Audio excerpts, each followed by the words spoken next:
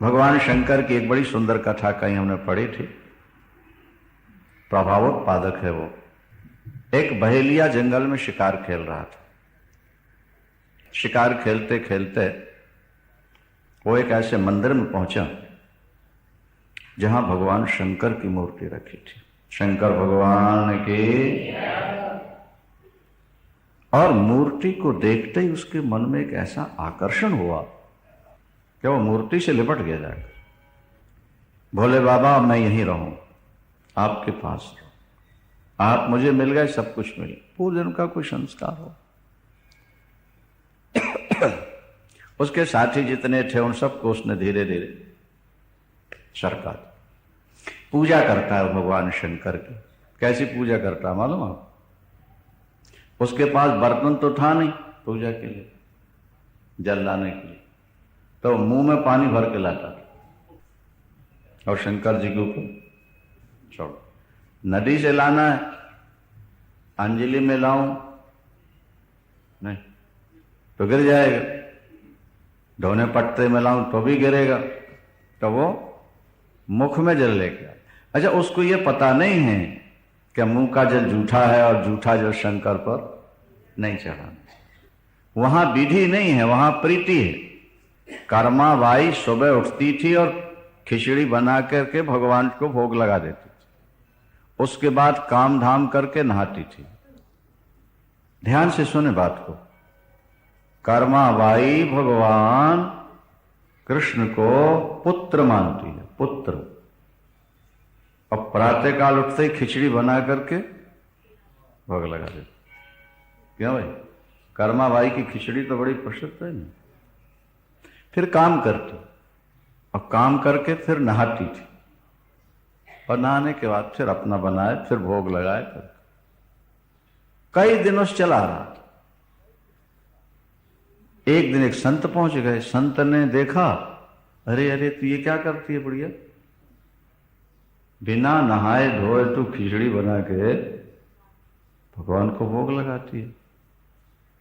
अब वो कहती है, स्वामी जी ये तो मेरा भगवान है, ये तो मेरा बेटा है, ये तो मेरा। भाई मां अशुद्ध हो या शुद्ध हो, बेटे को दूध पिलाएगी कि नहीं पिलाएगी? ये बताओ। मां 3 दिन के लिए अशुद्ध है, अब मूर्ति नहीं छुएगी, रोटी नहीं बनाएगी, हवन में नहीं बैठेगी, यज्ञ पूजा पाठ, लेकिन गोद के बच्चे को दूध पिलाएगी नहीं पिलाएगी? और पिलाने में पाप लगेगा उसको? जब पुत्र भाव जाग गया, बात खत्म। लेकिन वो इतनी लंबी व्याख्या नहीं कर सकी बेचारी। उसने कहा, स्वामी जी ये लाला बड़ा सुकुमार है, सुबह उठते ही माखन रोटी खाता था, अब मेरे पास तो माखन रोटी की व्यवस्था नहीं, थोड़े से चावल पड़े, यही मैं खिचड़ी बना देती हूँ। अब मैं काम करूं, नहाऊं, फिर उसके बाद लाला को भोग लगाऊं तो भूखा नहीं रह जाएगा? नहीं नहीं, बिना स्नान किए भोग नहीं, पाप लगता। बेचारी मान गई। अब उसका काम ऐसा था कि सुबह उठते ही लगे 10-11 बजे तक जाके फुर्सत हो, फिर नहाए धोए, फिर भोग बनाए, भोग। तो भगवान रो पड़े। भगवान ने कहा, मैं भूखा हूं और तू नहाने गई हुई है, तू काम में लगी हुई है। बोले लाला क्या करूं, अब संतों ने कह दिया बिना नहाए प्रसाद नहीं बनाना। तो उन्होंने कहा, ये विधि तो मां दूसरों के लिए होती है, तू तो बिना नहाए मुझे बना के खिलाया कर, मैं तेरा बेटा हूं, तू मेरी मां है, मां किसी समय कुछ भी दे, अशुद्ध नहीं हुआ करती। अशुद्ध नहीं। विधि वहां जरूरी है जहां प्रेमा भक्ति का जागरण नहीं होगा। जब प्रेमा भक्ति का जागरण हो जाए तो वहां विधि कमजोर हो जाती। प्रीति को जगाने के लिए विधि की जरूरत होती है। प्रीति जाग जाने के बाद विधि कमजोर पड़ जाती, फिर विधि ज्यादा महत्व नहीं रखती हो। इष्ट देवता के प्रति जब आपका पूर्ण समर्पण हो जाए और इष्ट देव को छोड़कर एक महिला, अविवाहित लड़की उस ने भगवान कृष्ण को मीरा की तरह भगवान कृष्ण को पति मान लिया। बड़ी सुंदर मूर्ति हाथ में लिए रहते। कोई ऐसी बात चली कि आखिर 2-3 दिन तो मूर्ति नहीं छूते और तू 24 घंटे रखती है। उसने कहा मैं क्या करूं, अगर 3 दिन नहीं उठाऊंगी तो मर जाऊंगी। मैं अपने ठाकुर से अलग रह ही नहीं सकती। मेरे जीवन का कोई और लक्ष्य नहीं, कोई ध्येय नहीं, कोई चिंतन नहीं, कोई प्रीति नहीं। बस मेरा तो मीरा की तरह मेरे तो गिरधर गोपाल, दूसरो न कोई, जाके सिर मोर मुकुट मेरा पति सोई। और उसको सिद्धि मिल गई, भगवान ने कृपा कर दी। जहां प्रीति का जागरण हो जाए वहां अगर विधि खंडित होती है तब भी दोष नहीं लगेगा। जब तक प्रीति का जागरण नहीं हुआ, जब तक जीवन का समर्पण नहीं हुआ, तभी तक विधि की आवश्यकता होती। वो भील महाराज अपने मुंह में जल भर के लाए और शंकर जी के ऊपर छोड़ और फिर नहला और फूल पत्ते चढ़ा दे। भोग क्या लगाता था? जानवरों को मारे और उन्हीं को भूने और ला करके शंकर के सामने रखे। यत करोशी यदशनासी यद जहोशी ददासी। ये पता नहीं था कि मांस भगवान शंकर को भोग नहीं लगता। मुख के जल से नहलाना, पत्र पुष्प जो मिल गए चढ़ा करके मांस का भोग लगा। कौन पापी पूजा भ्रष्ट कर रहा है, नष्ट कर रहा है? ये तो मेरे भोले बाबा के सामने मांस रखा हुआ है, इसमें चारा पुजारी साफ करे, फिर नहाए, फिर भगवान की पूजा करे। दूसरे दिन आए फिर वही नाटक दिखे, तीसरे दिन आए फिर वही नाटक दिखे। और वो ऐसा भोला भगत था कि बस ये सब कुछ करके शिव के सामने बैठा रोता रहा, भोले बाबा भोले बाबा। अपने चरणों से अलग नहीं करना। भोलेनाथ मैं आपका बन चुका हूं, आप मेरे हो चुके हो। देखो पानी और चीनी इनको एक कर दिया जाए, पानी में चीनी घोल दी जाए ना तो किसी तरह से अलग हो सकती है, नहीं समझे आप? लेकिन दूध में चीनी घोल दी जाए तो फिर अलग नहीं हो सकती। बोलो शंकर भगवान की। नहीं आई बात समझ में? चीनी आप पानी में घोल दो और कड़ाही में रख दो तो पानी पानी भाप बन के उड़ जाएगा, नहीं, और चीनी अलग हो जाएगी। लेकिन दूध में अगर आपने चीनी घोल दी एक बार, फिर कोई वैज्ञानिक साधन है निकालने का चीनी? बोलो। तो जहां दो मिलकर एक हो जाएं, अभी हम कहीं रोहतक में प्रेम की व्याख्या कर रहे थे, लोगों को बहुत पसंद आई, नहीं? यूं एक और एक दो होता है, लेकिन प्रेम राज्य में एक और एक ही होता है, दो नहीं होता। प्रेम के राज्य का जो गणित है वो सांसारिक गणित से अलग होता है। एक छोटे बच्चे से भी पूछा जाए एक और एक, वो क्या कहेगा? दो। लेकिन प्रेम राज्य में पूछा जाए एक और एक, एक हो जाता। प्रेम में दो दो नहीं रहते, दो मिलकर एक हो जाते हैं, और फिर वैसे एक होते हैं कि उनको कोई अलग नहीं कर सकता। पूज्य गुरुदेव कहा करते थे कि लाख होती ना, लाख जिसकी चूड़ियां बनती हैं, ये अग्रवाल मारवाड़ी लोग ज्यादा पहनते हैं, लाख की चूड़ियां। तो लाख को कड़ाही में डाल करके आप पिघला दो और उसमें कोई लाल पीला काला रंग डाल, घोट उतारो, लाख ठंडी हो। अब लाख लाख कोशिश करे कि रंग हमसे निकल जाए, नहीं निकल सकता। और रंग लाख कोशिश करे कि मैं लाख से निकल जाऊं, नहीं, दोनों मजबूर हैं। लाख चाहे तो रंग को अपने से अलग नहीं कर सकती, और रंग चाहे कि मैं लाख से अलग हो जाऊं तो नहीं हो सकता। गुरुदेव कहा करते थे कि जीव और ईश्वर लाख और रंग की तरह जब दोनों का हृदय मिलकर एक हो जाता है तो भक्त चाहे कि मैं भगवान को भूल जाऊं तो भूल नहीं सकता है, और भगवान चाहें कि मैं भक्त से अलग हो जाऊं तो वो कभी अलग हो ही नहीं सकता है, वो दो मिलकर एक हो जाए। भाई जैसे एक दूध और एक चीनी दो हो गए ना, लेकिन जब मिल गए तो एक लाख और एक रंग दोनों मिलकर एक। तो एक भक्त का मन और एक भगवान का मन, ये दोनों मिलकर कितने हो गए? हाँ एक। दोनों मिलकर दो नहीं। जहां भगवान और भक्त दोनों का मन एक हो जाए बस, फिर और कुछ नहीं चाहिए, फिर सारी विधि विधान तुम्हारे खत्म हो जाए। पालन करो अच्छी बात है, नहीं करो पालन तो कुछ फर्क नहीं पड़ता। अब महाराज वो भगवान शंकर की पूजा करता है भील, नहीं, और नित्य का काम था, मुंह से जल ले भर के लाना, शंकर पर जल चढ़ाना और फूल पत्ती चढ़ा के मांस का भोग लगाना, और बैठे बैठे अपने देख कर होता प्यार, पूजा नहीं प्यार, प्यार। एक दिन पुजारी ने सोचा कि आखिर मैं देखूं तो कौन राक्षस आता है नित्य भगवान शंकर को अपवित्र करने के लिए, मांस यहां बिखेर कर जाता है, आखिर देखूं तो। एक दिन महाराज छुप के खड़ा हो गया, देखा, और वो बहेलिया मुंह में जल भरे हुए और मांस के टुकड़े लिए हुए भगवान शंकर को भोग लगाने आ रहा।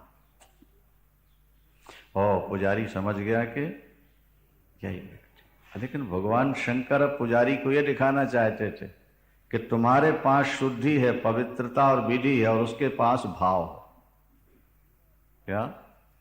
विधि और भाव। जहां भाव की प्रबलता होगी वहां विधि कमजोर हो जाती है। विधि भाव को जगाने में हेतु है। क्या नाटक किया भगवान शंकर ने? एक नेत्र गायब हो गया शंकर भगवान का। जैसे ही उसने देखा कि शंकर भगवान का तो एक नेत्र ही गायब हो गया, तो उसके हाथ से मांस गिर पड़ा, मुंह का पानी जैसे मुंह खुल जाता ना ऐसे कर, हा भोलेनाथ आपका नेत्र कहां गया? जल गिर गया नीचे, हाथ से मांस गिर गया। और खड़ा खड़ा सोचने लगा, पहले तो रोया, मेरे भोलेनाथ, भोले प्रभु, आपका नेत्र कौन पापी ले गया? किसने आपका नेत्र फोड़ दिया? अगर वो मुझे मिल जाए तो मैं उसके टुकड़े टुकड़े कर दूं। तो भोलेनाथ आपके आंख की दवा क्या है? सोचता है, हाँ हमारे पिताजी कहा करते थे कि विषस्य विषम औषधम, जहर की दवा जहर होती है, जहर की दवा जहर होती है। किसी को सांप ने काटा हो तो फिर जहर का इंजेक्शन लगता है, जहर की दवा जहर। तो अगर जहर की दवा जहर है तो फिर आंख की दवा भी तो आंख ही हो सकती है। बोले ना, आपकी आंख अगर गायब हुई तो मैं अपनी आंख निकाल के क्यों ना आप में लगा। उसने बाण निकाला और उससे अपनी आंख एक निकाल के और शंकर के आंख में फिट कर, और जैसे शंकर की आंख में अपनी आंख लगाई, महाराज वो आंख तो बिल्कुल ठीक हो गई, लेकिन दूसरी गायब हो गई। वो कहता है दवा तो मिली गई भोले बाबा। जब एक आंख से एक आंख ठीक हो सकती है तो फिर दूसरी आंख से दूसरी आंख भी तो ठीक हो जाएगी तुम्हारी। अब देखो वो ये नहीं सोच पा रहा कि आखिर मैं अपनी दूसरी आंख भी निकाल दूं तो मेरा क्या होगा, मैं तो अंधा हो जाऊंगा ना। इसका ध्यान ही नहीं है उसको, इसकी चिंता ही नहीं है। मेरे भोले बाबा की दूसरी आंख गायब हो गई। महाराज उसने अपने पैर का अंगूठा भगवान शंकर की आंख के पास लगाया उठाकर। क्यों? जब दूसरी आंख निकाल लूंगा तो फिर तो दिखेंगे ना मुझको। अब कहां फिट करनी है, सेट करनी है आंख को, तो अपना पैर वहां लगाता है पहले, और जब दूसरी आंख निकालने के लिए तैयार हुआ तो भगवान शंकर उसी मूर्ति में से त्रिशूल धारण किए, डमरू लिए प्रकट हो जाए। भगवान शंकर की कृपा से उसके दोनों नेत्र यथावत ठीक हो गए। महाराज जय जयकार ठीक। पुजारी देख रहा था नाटक, आंख फाड़ फाड़ करके, ये क्या हो रहा है भोलेनाथ, कैसे दर्शन दे रहे। वो पुजारी भी दौड़ के आया और बहेलिया के और शंकर के चरणों में गिर पड़ा। उसने कहा कि इतने वर्षों से मैं पूजा कर रहा हूं, मुझे कोई चमत्कार न दिखा, और मांस चढ़ाने वाला, मुंह से जल चढ़ाने वाले के सामने भगवान शंकर प्रकट हो गए। तुम्हारे जैसे भक्त को पाकर मैं भी कृतार्थ हो गया, मेरा भी जीवन सफल हो गया। अभिप्राय कहने का यह है कि एक है विधि और दूसरा है भाव। क्या? जब तक आपके जीवन में भाव की जागृति नहीं हुई, तब तक तो आपको सब कार्य विधि विधान से ही करना पड़ेगा। इष्ट के प्रति समर्पित हो जाने के बाद अगर विधि में थोड़ा बहुत कमी भी रह जाए तो भगवान उस पर ध्यान नहीं देते। सनातन धर्म ये कहता है कि हाथ एक बार मुंह में लग गया माने वो हाथ जूठा हो गया। सनातन धर्म के नियम तो बहुत कड़े हैं ना भाई। आपने गिलास लेकर के पानी पिया तो गिलास मुंह में लगा तो गिलास तो जूठा हुआ ही। जूठा गिलास हाथ में पकड़े हो, इसलिए हाथ भी जूठा हो। अब हाथ तब शुद्ध होगा जब गिलास रख के आप हाथ धो लो। यह शास्त्र की दृष्टि है। प्लेट से कोई चीज आपने हाथ से उठा के मुंह में दी, इसका मतलब है कि आपका हाथ, और वो हाथ फिर दोबारा उस प्लेट में लगा दिया, माने प्लेट का जितना सामान है वो सब जूठा हो। अब दूसरे के लिए। अब आजकल तो अंग्रेजों के चेले बन गए हैं सब, बेचारों के शुद्धि अशुद्धि का तो कोई ध्यान रह नहीं गया ना, जैसे खाते खिलाते रहते हैं जूठा मीठा सबका। अस्तु, तो कहने का मतलब यह है कि विधियां तो शास्त्रों में कठिन भी हैं और विधि का पालन करना भी चाहिए। विधि का पालन किस लिए है? एक तो कुसंग से हम बचें, हमें अपने आप में घृणा हो और हम इष्ट के प्रति समर्पित हों, भाव की जागृति। पर जब भाव की जागृति हो जाए तो फिर वो नहीं। शबरी 10,000 वर्ष बैठी रही राम का दर्शन करने के लिए, और जब राम आए तो शबरी के पास कोई पात्र नहीं था कि जिसमें जल भर के चरण धो दे। तो संत कहते हैं कि शबरी ने चरणों के नीचे तो अपना हाथ लगाया और अपना सिर चरणों के ऊपर झुकाया, तो आंखों से जो आंसू गिर रहे थे उससे राम के चरण धुल रहे थे, और धुले चरण का वही अश्रुबिंदु हाथों में आ रहा है, और उसको लेकर के वो अपने माथे पर सींच रही है सिर पर, और देवता पुष्प वर्षा रहे हैं, बाजे बजा कर जयकार। अब वो बेर चखती थी, किसी पेड़ का बेर चखना मीठा है, तो उसी जूठे हाथ से वो तोड़ के और बेर रख लेती थी। एक बेर लिया, खा लिया, खट्टा है या मीठा, बेर खट्टे भी होते हैं। जिस पेड़ का खट्टा हुआ नहीं लिया, जिसका मीठा है एक चख लिया, खा लिया, और उसी हाथों से। और उसको ये पता नहीं था कि भाई हाथ से कोई चीज खाई तो हाथ जूठा हो गया, नहीं खाना चाहिए, पवित्र वस्तु नहीं छूना है। इसलिए कई महिलाओं को हमने देखा कि वो गिलास लेती ना पानी पीने के लिए, तो ऐसे पहले कपड़ा में पकड़ती हो, ऐसे लेकर के पिएंगे, और फिर हाथ अशुद्ध नहीं होगा। कपड़े से अगर आपने गिलास पकड़ करके जल पी लिया तो गिलास तो शुद्ध हुआ, आपका हाथ शुद्ध रहेगा। और बिना कपड़े के आपने गिलास पकड़कर पानी पिया तो आपका हाथ, कई देवियों को देखते हैं मुंह में उंगली लगाए रहती हैं, कई आदमियों को भी देखते हैं कोई करते रहते, नहीं, वो अशुद्ध हो जाता। मुख में हाथ लगाने से हाथ, अपवित्र अंगों में अगर हाथ धोखे से भी लग जाए तो जल से धोया जाता है। तो अपने ही अंग, लेकिन शास्त्र कहता धोना चाहिए पवित्र। अब शबरी ने उस तरह से बेर तोड़ के रखे और भगवान राम को वही बेर दे दिए, जो 10,000 वर्ष से प्रतीक्षा कर रही है, जिसने अपने माता पिता भाई बंधु सब कुछ त्याग दिए, जिसने अपना जीवन राम को समर्पित कर दिया, जो आंसुओं से राम के चरण धो रही है, और जिसे विधि विधान का पता ही नहीं है, जो प्रेम में डूबी है, वहां राम ने भी उस बात का ध्यान नहीं रखा कि बेर जूठे हैं। कुछ लोग तो ये भी कथाएं जोड़ते हैं, कहीं हमने पढ़ा तो नहीं, सुनते हैं कि लक्ष्मण को राम जी ने जब बेर दिया तो लक्ष्मण जी ने आंख बचा के उसको फेंक दिया।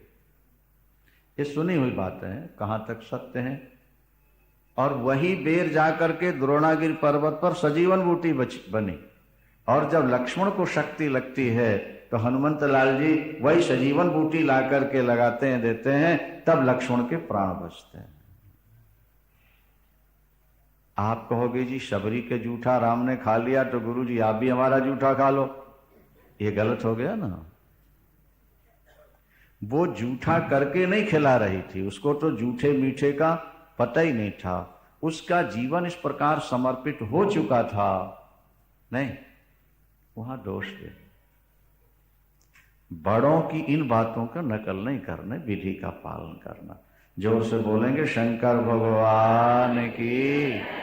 बहेलिया ने अपना जीवन भगवान शंकर को समर्पित कर दिया था, आत्मा एक हो चुकी थी, इसलिए उसके मुख से गिरा हुआ पानी भी शंकर के लिए आकाश गंगा जल की तरह शुद्ध लग रहा था। उसके द्वारा मांस का लगाया भोग भी अमृत सदृश प्रतीत हो रहा था।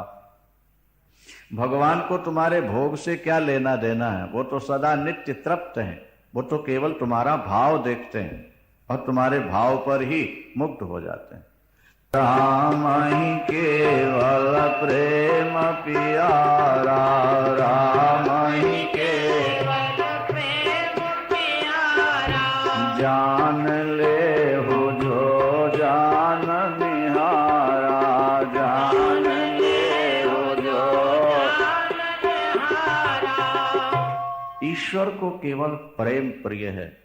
प्रभु व्यापक सर्वत्र समाना, प्रभु व्यापक सर्वत्र समाना, प्रेम ते प्रगट हो ही मैं जाना, प्रेम ते प्रगट,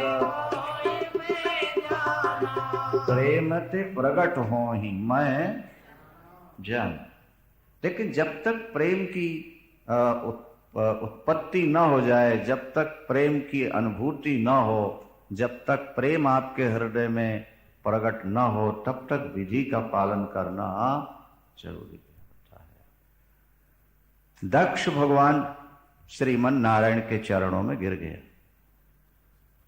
ये कहते हुए कि प्रभु मैंने आपके आधार पर ही यज्ञ आरंभ किया था, आपके आगमन से मैं निश्चिंत हो गया था और मैंने सोचा था कि जहां आप हैं वहां और कोई देवता मेरा तो कुछ बिगाड़ नहीं सकते हैं। भगवान विष्णु ने कहा कि देखो दक्ष, वैसे तो मैं परवश हूं, भक्त परवश हूं, भक्त के अधीन हूं।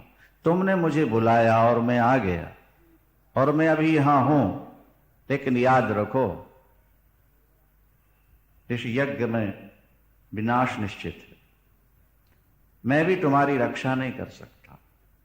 जो व्यक्ति एक देवता से द्वेष करे, दूसरे से प्यार करे, उसको सिद्धि कभी नहीं मिलती। शंकर का भजन करे और विष्णु की निंदा करे, या विष्णु की पूजा करे और शंकर की निंदा करे, ऐसा व्यक्ति कभी सिद्धि नहीं पा सकता। और एक बात और सुन लो, दधीची का श्राप है, एक बार मुझको हारना पड़ेगा। तुम्हारे यज्ञ में मैं हार जाऊंगा, मुझे वापिस लौटना पड़ेगा। मैं यज्ञ में विजयी नहीं हो सकता तुम्हारे युद्ध करके भी। क्यों? बोले दधीची ने श्राप दिया हो, दधीची ऋषि का श्राप। क्या श्राप है? क्या श्राप है? दधीची ऋषि, अभी आपने सुना, भगवान शंकर के परम भक्त हैं, नारायण के भक्त हैं। राजा क्षुभ, उनका नाम था क्षुभ, वे नारायण के भक्त थे और ये शंकर भक्त है। एक बार राजा क्षुभ और दधीची में वाद विवाद हो गया। राजा क्षुभ का कहना था कि जो राजा है वो सबसे श्रेष्ठ है, क्योंकि वो प्रजा का पालन करता है, सबकी रोजी रोटी की व्यवस्था करता है, दुष्टों से बचाव करता है, इसलिए संसार को चाहिए कि वो राजा को सबसे श्रेष्ठ मान। दधीची ने कहा राजन ऐसा नहीं है, शास्त्र कहते हैं कि क्षत्रिय वैश्य और शूद्र की अपेक्षा ब्राह्मण श्रेष्ठ होता है। यदि ब्राह्मण भजनानंदी है, अपने कर्म में निरत है, तो वो सबसे श्रेष्ठ है। ब्राह्मण की बराबरी कोई नहीं कर सकता। आज तो समाजवाद और साम्यवाद जो चला है, ये तो केवल वोटों के आधार पर कुर्सी पाने के लिए सारे उपद्रव हैं। नहीं समझे? कहा करते हैं ना कोई जात, ना कोई पात, ना कोई ऊंच, ना कोई नीच, ये सब चलते हैं और संविधान भी वैसा बन गया। ठीक है भाई, मानो जैसा संविधान बना है, लेकिन शास्त्र दृष्टि से जब आप विचार करेंगे तो ऐसा नहीं।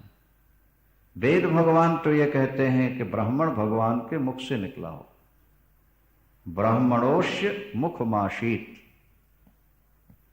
ये वेद का मंत्र है ना, ब्राह्मणोष्य मुखमाशीत। ब्राह्मण भगवान का बाहु राजन्य कृता, ये वेद मंत्र, बाहु राजन्य करता। भगवान ने क्षत्रियों को भुजाओं से उत्पन्न। पदभाग्युम शूद्रो अजात, ऊरु तादस्य जद वैश्या, ये ऊरु माने जंघा, यहां से वैश्य की उत्पत्ति।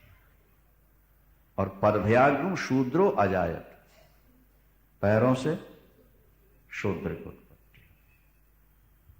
नहीं आई बात समझ?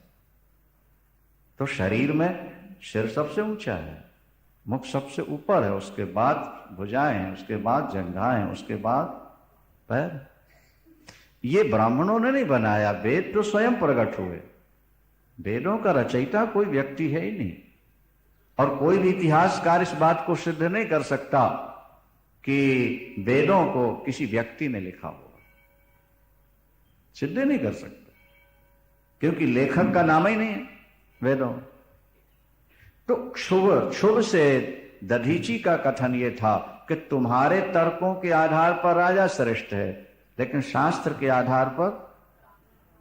लेकिन क्षुभ मानता नहीं, मैं वेदों को नहीं मानता, या मैं इस बात को नहीं मानता, राजा सबसे बड़ा। दधीची को क्रोध आ गया और दधीची ने सिर पर एक घूंसा दिया उसे कि तुम शास्त्र की बात नहीं मानते हो, तुमको आप्त वचनों पर विश्वास नहीं। उससे क्षुभित हो गया वो राजा, और क्षुभित होने के बाद बहुत कुछ भला बुरा दधीची को कह दिया, और ये कह दिया कि एक दिन मैं तुझको नीचा दिखा के रहूंगा। दधीची ने कहा, अरे मैं शंकर भक्त हूं, तू मुझे नीचा कैसे दिखा सकता? शंकर भक्त दुनिया में अजेय होता है, निर्भय होता है। बस दधीची वहां से निकले। बहुत ध्यान से सुने बात को, जोर से बोलेंगे शंकर भगवान, और जाकर भगवान शंकर के सामने बैठ करके महामृत्युंजय का जप प्रारंभ करते। किसने? दधीची, महामृत्युंजय। यहां मंत्र है और उसकी व्याख्या भी लिखी है। व्याख्या हम थोड़ी सी सुना देते हैं आपको। अच्छा, मंत्र भी सुना देते हैं, लेकिन अब शास्त्र की विधि से देखोगे तो जिसके चोटी जनेऊ हो उसी को इस मंत्र जपने का अधिकार। हिंदू तो कटा बैठा है, अंग्रेज रखाने लगे हैं चोटी। कोई ऐसा है जिसने जनेऊ नहीं पहना हुआ? कोई ऐसा है जिसने जनेऊ नहीं पहना हुआ? या कोई ऐसा है जिसकी चोटी नहीं? जिनको अधिकार नहीं वो पहनने लगे, चोटी रखने लगे, और जिनको भगवान का आदेश है कि सदोपवीतिना भाव्यम तथा बद्ध शिखेन च, सदा जनेऊ और चोटी होनी चाहिए सवर्णों के।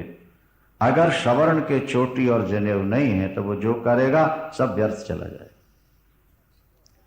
विशिखी व्युपवीतश्च यत् कृतं तन निष्फलम भवेत्। ये भी डांट है साहब, सुन लेते हैं लोग, रखते नहीं, सुनने के बाद भी नहीं। अभी एक व्यक्ति हमें सुना रहा था, बोले हम गंगोत्री गए तो वहां एक महात्मा 30-40 वर्षों से रह रहे वहीं, वो सर्दियों में भी नहीं आते। वहां के पंडों ने भी हमको बताया कि ये महात्मा सर्दी में भी नीचे नहीं जाते, वहीं गुफा के। महात्मा जी ने स्वयं बताया, हमने बोले लोहे की एक छड़ रखी हुई है महाराज, जब गुफा के सामने बर्फ आ जाती है, श्वास भी नहीं ले सकते, तो उस छड़ से हम बर्फ में छेद बना देते हैं, हवा आने लगती है। 6 महीने के लिए खाना दाना गुफा के अंदर। और उन्होंने ये भी बतलाया कि 25 वर्षों तक समतल भूमि में साधना के बाद जो न मिला, यहां आकर के हमको 1-2 साल में वो सिद्धि प्राप्त हो गई। ये उनके खुद के वचन थे। हमारी भी भेंट हुई, हम गए उनका दर्शन करने। तो वो सज्जन सुना रहे थे, बोले जब हमने उनको प्रणाम किया, उन्होंने हमारे सिर पर हाथ तो रखा, लेकिन जब देखा चोटी नहीं है तो पूछा तुम कौन हो? तो बोले मैं अग्रवाल वैश्य हूं, हिंदू। तो वो महात्मा बोले तू हिंदू है? अरे बिना चोटी का कोई हिंदू भी होता है? महात्मा बोले मैं तो पीला पड़ेगा कोई जवाब ही नहीं दे सका। बोले हिंदू हो के चोटी कटा दी? तो ये क्या आशीर्वाद है? मंत्र ये है, दधीचीन इसका जप किया, वेद का प्रसिद्ध मंत्र है, और अगर इसका विधि विधान से जप किया जाए तो मौत को जीता जा सकता। त्र्यंबकम जजामहे सुगंधिम पुष्टिवर्धनम उर्वारुक मेव बंधनान मृत्योर्मुक्षीय मामर्ता। इसमें कुछ बीज मंत्र भी जोड़े जाते हैं, इसके साथ बीज मंत्रों का भी संयोग। त्र्यंबकम जजामहे, त्र्यंबक जो ब्रह्मा विष्णु महेश के पिता, 3 है त्र्यंबक, जिनके 3 नेत्र हैं। हाँ, त्र्यंबकम। यह संसार 3 तत्वों से चलता है, अग्नि, सूर्य और चांद। इन तीनों के जो स्वामी हैं, ब्रह्मा विष्णु महेश से सृष्टि चलती है, तीनों के जो अधीश्वर हैं। सत रज तम प्रकृति के 3 गुण हैं जिसके द्वारा वो संसार का कार्य करती है प्रकृति। उस प्रकृति के भी जो स्वामी है वो त्र्यंबकम, वो 3 नेत्र, त्र्यंबक। जजामहे, मैं उनकी पूजा करता हूं। जजामहे माने मैं उनकी पूजा करता हूं। त्र्यंबकम जजामहे सुगंधिम। वो शंकर रहते कहां हैं? बोले सुगंधिम। जैसे पुष्प में सुगंधी है, दिखाई नहीं देती। पुष्प के अंदर बोलो भाई सुगंधी है, लेकिन दिखाई नहीं देती। गुलाब के पुष्प में सुगंधी है, बेला के पुष्प में सुगंधी है, चंपा में सुगंधी है, दिखाई नहीं देती। आंख वो नाक से अनुभव होता कि सुगंधी है। तो सुगंधिम, जैसे पुष्प में सुगंधी समाई हुई है, इसी तरह सारे संसार के कण कण में जो समाये हुए हैं, उन भगवान शंकर की हम पूजा करते हैं। पुष्टिवर्धनम, वे पुष्टि संवर्धक है, व्यक्ति के शरीर को पुष्ट करते हैं, व्यक्ति की बुद्धि को पुष्ट करते हैं, व्यक्ति की आत्मशक्ति को पुष्ट करते हैं। वे पुष्टि संवर्धक हैं। जो व्यक्ति भगवान शंकर की समाराधना करता है, हमारा पुष्ट संवर्धक हुआ। अगला पद है 3, उर्वारुक में बंधनान मृत्योर्मुक्षीय। उर्वा रुक मेव बंधनान मृत्योर्मुक्षीय। उर्वा, उर्वा कहते हैं तरबूज को। उर्वारुक नाम है किसका? तरबूज। जब तरबूजा पक जाता है तो नाल को, डंठल को छोड़ देता है, डंठल से मुक्त हो जाता है। जैसे आम है, कच्चा है तो लटका है, और पक गया तो डंठल को छोड़ देता। तो उर्वारिकम्यो बंधनान मृत्योर्मुक्षीय। हे भोलेनाथ, जो आपका भजन करते हैं वे व्यक्ति मौत से वैसे ही छूट जाते हैं, बच जाते हैं, जैसे पका हुआ तरबूजा अपने नाल से मुक्त हो जाता है, अलग हो जाएगा। मृत्योर्मुक्षीय, मृत्यु से मुक्त कर देना, मृत्यु से बचा लेना। पके हुए तरबूज की तरह, पका हुआ आम जैसे डाल से अलग, इसी तरह शंकर का उपासक मृत्यु से अलग हो जाता है, बच जाता है। अकाल मृत्यु का अपहरण कर लेना, ये भगवान महामृत्युंजय का सहज स्वभाव है। उर्वारुकमेव बंधनान् मृत्योर्मुक्ति मां मृतात्, अमृतात् मां, मौत से तो छुटकारा दिला देंगे पर ईश्वर से अलग नहीं होने देंगे। वो जीव ईश्वर से, परमात्मा से कभी अलग नहीं होगा जो भगवान शंकर का सदा चिंतन, पूजन और वंदन करेगा। देवता भी पुष्प वर्षाकर, बाजे बजाकर इस मत का समर्थन करते हैं। त्र्यंबकम जजामहे, अब वो तो अकेले में सुनने वाली बात है। त्र्यंबकम जजामहे सुगंधिम पुष्टिवर्धनम उर्वारुकमेव बंधनान् मृत्योर्मुक्षीयमामृता। एक छोटा महामृत्युंजय भी है, बहुत छोटा सा, बीज मंत्र के साथ है। ओम जून सह माम पालय पालय, हे भोलेनाथ मेरी रक्षा करो, रक्षा करो। हे भोले बाबा मेरी रक्षा करो, रक्षा, पालय पालय। अष्टु दधीची ने इस महामंत्र का जप किया।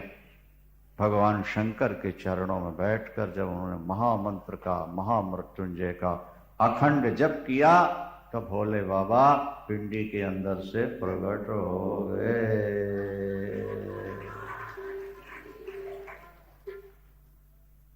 भगवान शंकर महामृत्युंजय का भव्य दिव्य स्वरूप, पंचमुख, 10 भुजा, 15 नेत्र, भागीरथी गंगा और भाल पर चंद्र, कपूर की तरह गौरवर्ण, त्रिशूल और डमरू और गले में महाराज नागराज और विभूति और बागंबर, वो महामृत्युंजय का पंच। दधीचे तुमने बहुत तप किया, महामृत्युंजय का जप किया, अखंड ध्यान किया, वर मांगो क्या चाहिए? बोले 3 चीजें दे दो मुझको। क्या? 3 चीजें चाहिए। एक तो मेरी हड्डियां वज्र की बना दो। क्या? दूसरा मुझको अजय बना दो, मैं किसी से पराजित नहीं। और तीसरे, मैं किसी के सामने दीन बनकर हाथ न जोड़ूं, ये वरदान मुझको दे दो। भगवान शंकर ने कहा जा, दे दिया। वहां क्षुभ ने श्रीमन नारायण का स्मरण किया, और जब नारायण प्रसन्न हुए तो क्षुभ ने कहा कि किसी तरह दधीची को एक बार नीचा दिखा दो, एक बार दधीची से कहो कि वो हाथ जोड़ ले, या ये कह दे कि भाई तुम बड़े हो।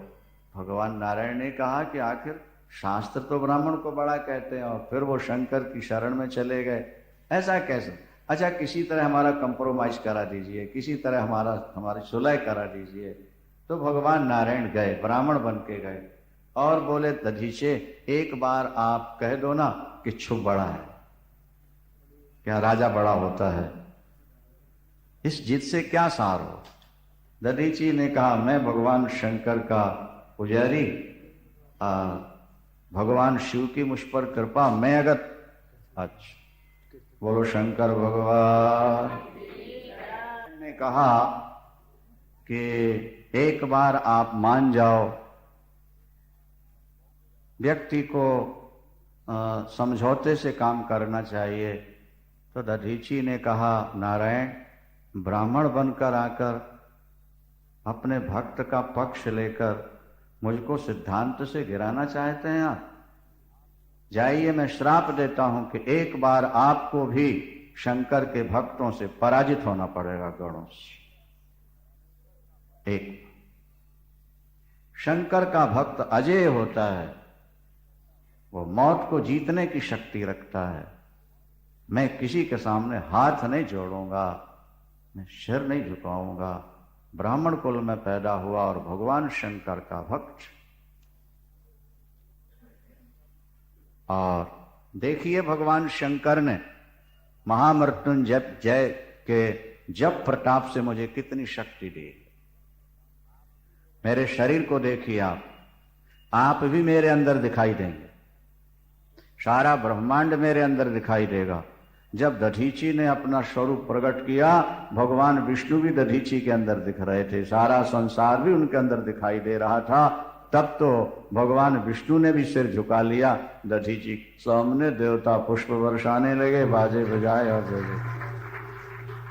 अंत में भगवान विष्णु गए और क्षुभ को ले आए और क्षुभ से कहा कि भाई देखो, तुम्हारी भक्ति के कारण मैं गया और मुझको भी श्रापित होना पड़ा। एक बार अब शंकर के गणों से मैं भी पराजित हो जाऊंगा।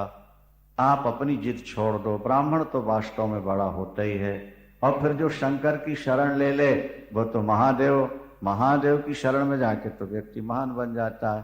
फिर ले आए, फिर भगवान ने समझौता तो करा दिया, लेकिन वो श्राप तो लगी गया ना। इसलिए जब दक्ष जब भगवान विष्णु के चरणों में गिरा ना कि मैंने आपके आधार पर यज्ञ आरंभ किया था और आपके होते मेरा कोई कुछ बिगाड़ नहीं सकता, ये मेरे अंदर भाव था, तब भगवान विष्णु ने कहा कि मैं तुम्हारी तरफ से युद्ध तो करूंगा, लेकिन तुम्हारी पराजय, मेरी भी पराजय निश्चित है, क्योंकि दधीची का मुझको भी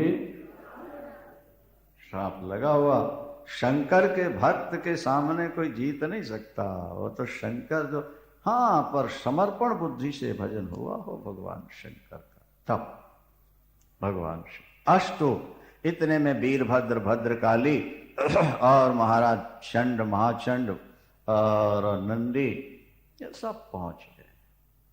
अब फिर तो दक्ष के यज्ञ को समाप्त किया।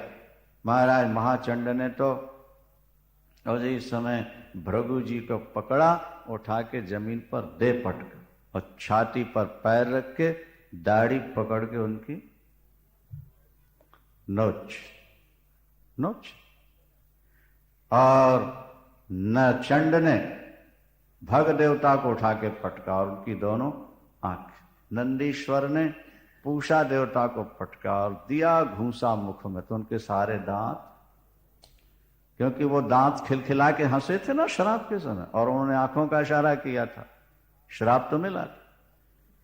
शास्त्र बार बार इस बात को दोहराते हैं कि जिस इंद्री से आप गलत काम करोगे, अगले जन्म में वो इंद्री छिन जाएगी, आप वो नहीं मिलेगी, रोना पड़ेगा बहुत। आंख मिली है संत दर्शन के लिए, भगवत दर्शन के लिए, और तुम किसी की सुंदरता देखते रहोगे तो आगे चल करके आंखें नहीं मिलेंगी अगले जन्म, क्योंकि सुंदरता देखते रहे तुम, भजन हो नहीं पाया तुमसे। कानों से तुम गंदे गीत सुनते रहे, तुम प्रभु की कथा नहीं सुन पाए, तो अगले जन्म में फिर कान नहीं मिलेंगे। वाणी पाके तुम निंदा ही करते रहे दूसरों, झूठा ही बोलते रहे, तब फिर जीभ नहीं मिलेगी, और मिलेगी भी तो गूंगे रहोगे, गूंगे बोल नहीं सकोगे। जिस इंद्री का दुरुपयोग होगा वो इंद्री तुम्हारी छिन जाएगी। इसलिए सावधान, अपनी इंद्रियों से गलत काम ना होने पाए, इसके लिए ध्यान रखना बहुत जरूरी है। जोर से बोलो शंकर भगवान। और वीरभद्र ने, महाराज वीरभद्र ने दक्ष को पकड़ा, उसको पटका और सिर काटना चाहा, लेकिन कटा नहीं सिर। तब ध्यान आया कि यहां यज्ञ पशु ही कट सकता है, तो पशु की भावना की दक्ष ने, और उसका सिर पकड़ के ऐसे तोड़ा जैसे आप लोग मूली की पत्तियां ऐसे मरोड़ कर तोड़ देते हो, नहीं, ऐसे उसने सिर पकड़ के मरोड़ दिया, सिर टूटा, खींचा, और जो कुंड में आग जल रही थी उसी में सिर को झोंक। दक्ष का सिर हवन हो गया। मैं करता ना, मैं तो बुद्धि में तो मैं थी, उसी बुद्धि को आग में जला, सिर को जला। हाहाकार मच गया, बहुत लोग मारे गए, कुछ घायल हुए, जहां तहां भागे। आप तीनों लोकों में शोर मच गया, दक्ष का यज्ञ विध्वंस हुआ। यहाँ भगवान शंकर कैलाश पर्वत पर जाकर बैठ गए। ऋषि महर्षि आए, सनक सनंदन आए, उनको ज्ञान का उपदेश देने लगे। देवता मिल करके फिर भगवान शंकर के पास जाते हैं। उनकी प्रसन्नता के बिना, उनकी कृपा के बिना न तो दक्ष का सिर दोबारा लग सकता और ना ही यज्ञ पूर्ण हो सकता। यज्ञ की पूर्णता के लिए भगवान शंकर की प्रसन्नता आवश्यक है। ऐसा भाव लेकर के देवता भगवान शंकर के यहाँ जा रहे हैं।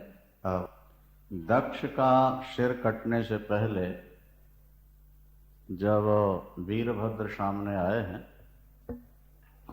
तो भगवान श्रीमन नारायण भी वहां पहुंच गए। श्रीमन नारायण को जब वीरभद्र ने देखा, क्रोध में भरे हुए थे, नारायण जी को भी भला बुरा कह दी। तुम विष्णु हो, जगत के पालक हो, धर्म के संस्थापक होकर शिवद्रोही का साथ देने आए हो। जिसने हमारे भगवान शंकर का अपमान किया, उस दक्ष का पक्ष लेकर के आप युद्ध करना चाहते हैं, हमको रोकना चाहते हैं। इसका मतलब है कि आप धर्म के रक्षक ना होकर इस समय मर्यादा को तोड़ने के लिए खड़े हुए हैं। आप शिवद्रोही हैं, इसलिए आप शिवद्रोही का साथ दे रहे हैं। श्रीमन नारायण ने कहा, श्रीमन नारायण ने कहा, देखो शंकर के क्रोध से उत्पन्न होने वाले वीरभद्र, मैं तो शिव का सेवक हूं, मैं शिव का चिंतक हूं, भक्त हूं, और तुम उनके क्रोध रूपी तेज से प्रकट हुए हो। दक्ष अज्ञानी है, कर्म कांड में फंसा हुआ है। इसने बार बार मुझसे आग्रह किया और मुझे आना पड़ा। आखिर भगवान शंकर भी तो अपने भक्तों के अधीन हैं।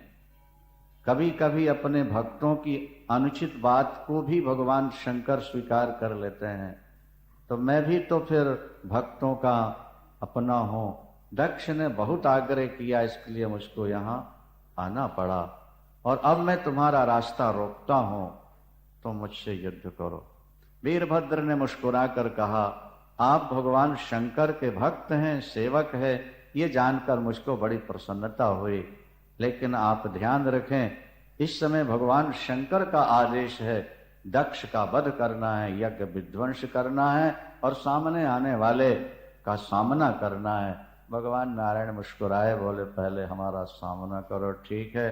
भगवान नारायण ने जैसे सार्ग धनुष चढ़ाया, वीरभद्र ने महाराज वो बाण चलाए, सार्ग धनुष के 3 टुकड़े कर दिए।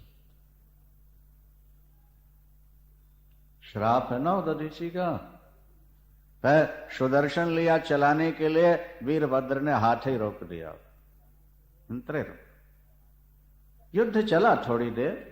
अंत में भगवान विष्णु अपने गरुड़ पर बैठ करके प्रस्थान कर, क्योंकि एक बार तो पराजित होने वाली बात है, शिव भक्त से इसलिए चले गए। और नारायण का जाना दक्ष को समाप्त करने का रास्ता साफ। बाद में दक्ष का सिर तोड़ दिया। अब सब देवता मिलकर के अंत में महाराज कैलाश पर्वत पर पहुंचते हैं। कैलाश पर्वत पर भगवान शंकर की जो समाधि स्थिति है वो विलक्षण